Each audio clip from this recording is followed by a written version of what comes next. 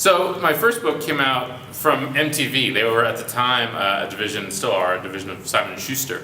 And so my audience was these 16 and 17-year-olds who were watching, TV shows on MTV. I knew that wasn't going to be the audience that sustained me. I didn't know what I was going to do. I didn't know where my career was going to take me. I knew that I wanted to write crime fiction.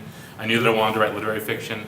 But I never thought that I was going to write 5 books about a burned spy, about Michael Weston from Burn Notice. That was never in the career arc. But sometimes people approach you with projects and they're the right thing at the right time. And it's a completely different audience. The people who read my 5 Burn Notice books, they don't care about the dark, sad places of my literary fiction. They just want to see pretty people blow shit up in Miami and then have no ramifications therein for the rest of their lives. But I had a great time writing those books. It taught me how to be a commercial writer. Because I knew that my next book, I just finished a novel called Gangsterland, that before I finished it, I had sold it as a TV show. And I knew that I needed to learn how to be more commercial. I needed to write for a larger audience, also because I like nice things and wanted to have nice things, and therefore needed to find a bigger audience. So writing those books taught me that, and it really fed into what I just did. It changed it. So, I love Burn Notice. I think I've told you this, right? Did you like the show? I loved the show. And it was created by an old friend of mine, Matt Nix. And so Matt and I sat down, and Matt basically said, "Hey, I trust your instincts.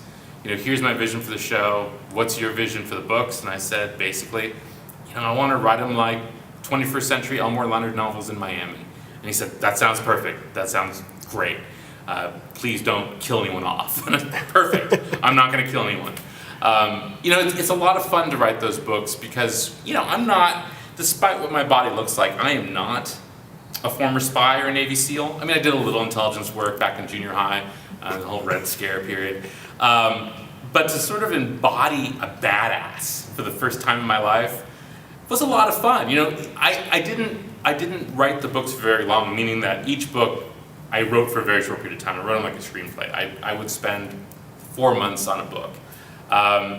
And so it was always just action, joke, action, joke, action, joke, which is a lot like what the show is, with a periodic set piece about how bad my mother is, which is also what happens in the TV show. So it ended up being just my speed. And, I loved the show.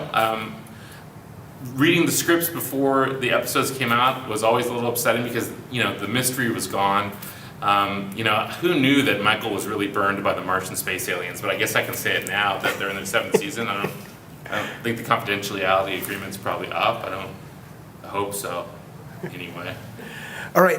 So tell me about the Kindle publishing experience. You're on the cutting edge. I'm on the cutting edge. I published 3 short stories of mine that I previously published in literary magazines, in Black Clock, in Interim, and in the Normal School, in a little mini collection of short stories called Where You Lived. And to be perfectly honest, it was a test. It was a test to see if maybe that was a place for me to start putting out my work. I have very little patience, and sending out a short story to a literary magazine and waiting maybe 2 years for it to come into print is literally like the Baton Death March to me. It is the exact same thing as the Baton Death March, really.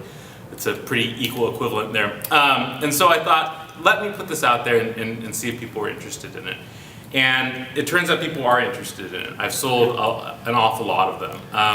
And I've also given a lot of them away for free, which is like being a literary magazine in that regard. But what I found is that in between books, and I put out a novel, and I've been working on a novel for the last 2 years. In between books, it's maybe 2 years for me.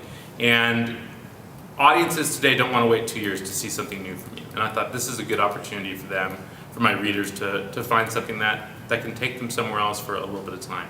And then also add, a little bit of behind the scenes. So for each story, also in the little book, I talked about the genesis of the writing. And I think that's always interesting to readers also, to hear about the process.